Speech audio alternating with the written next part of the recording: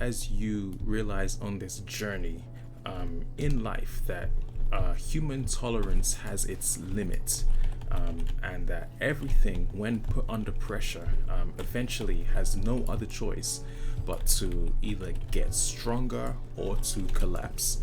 Many of us find the situation that's being faced today to be very, very tiring. Despite the tired efforts, we put forward the best possible example we can for the sake of our future, and not only our future but those who also rely on us to protect the community, right? And this is one thing I feel that you definitely need to realize, that you cannot get away with crime.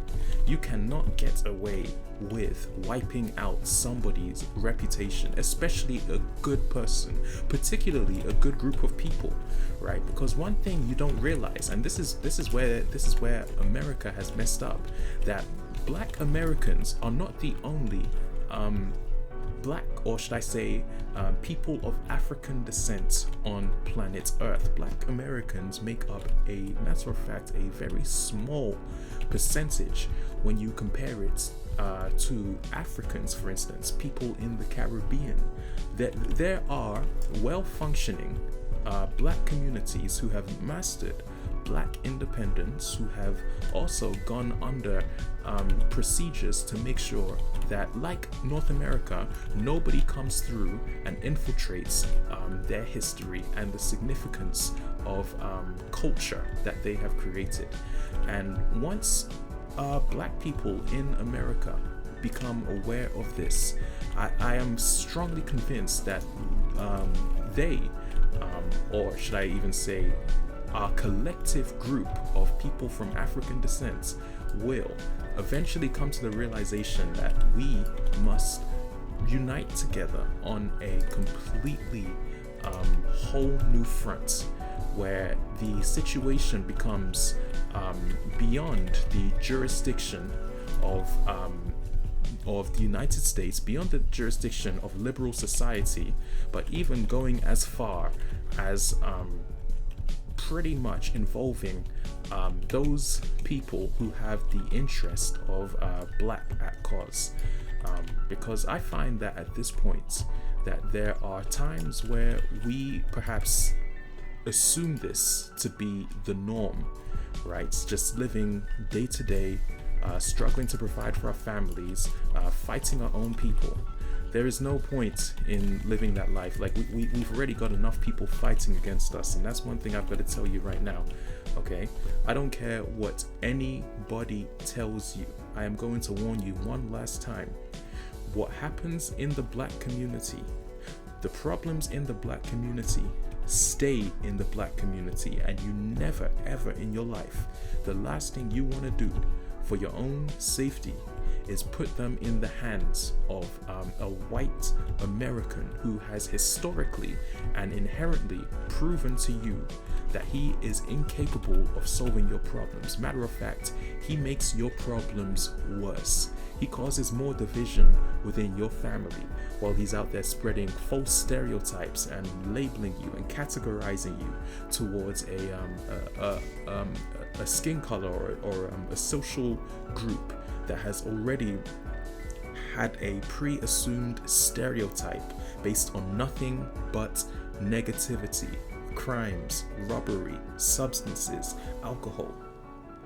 We weren't born like this. We were born as Black people with a dream. We were born as Black people with a vision and a cause.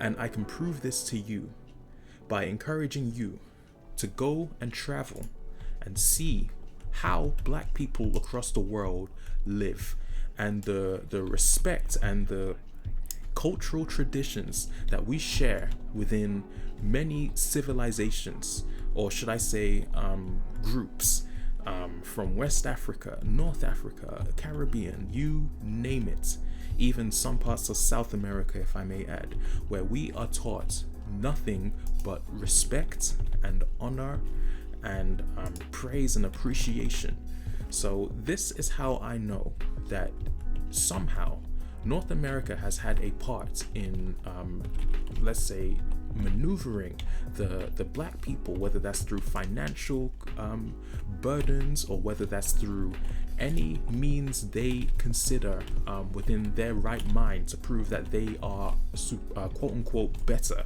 They maneuver black people into a life of self-hate.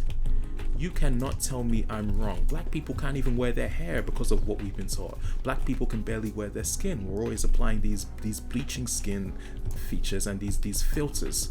We can't even carry our natural, authentic African voice. We are always putting on an image whenever we take our children to those white schools or the white neighborhoods, right? We can't even carry our tradition without America accusing us of being odd or strange. And you know what happens when America calls you odd or strange? It is pretty much downhill from that point. Many situations have kind of proven that there is a quote unquote standard that despite us following, right, we obey and we respect the fact that this isn't our land. We know this is America, but we are not changing anybody's mind. It doesn't matter what we put on, it doesn't matter how we speak or what qualification we get.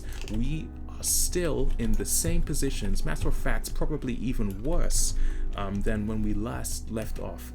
We have higher pregnancy, should I say unmarried pregnancy rates than usual, okay? We have higher substance use is at an all-time high, okay? Black on black crime is at an all-time high. We take accountability and we solve these problems. But my point is, if you're not gonna assist in solving the problem, my suggestion is you do not speak on it. My suggestion is you don't even feel like you have a single say, right? Because you are not in your right state of mind to talk about the struggle that we face if you have not been in our shoes. So let this be a turning point where I encourage you as family and should I say friends, partners, that we make a conscious effort towards growth, towards assisting the cause, right? Towards alleviating every negative image that America has created for us by honestly, socially and psychologically leaving those images back in the hands of the sick, twisted minded racist who created and assumed and made us into what we were today. I keep telling you, and I'll say it again, and this is the last time you'll hear me say it because it's actually quite pathetic. How are you going to legalize liquor and dope and then accuse a black man of a mental illness or threaten him with incarceration for DUI or any substance related crime for taking it? How does that make any sense? That just right there tells me everything I need to know about the danger and the deceit of accepting your law and feeling like we have a say, which is why my solution is to honestly understand what does the law of our people around the world revolve around, because back around the world we do not support this.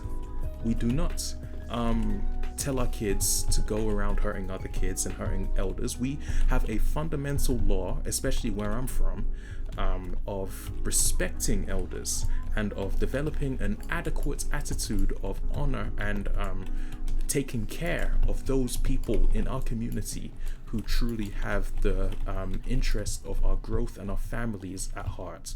And once you realize this, you will be ready to change your life and start seeing things work for you.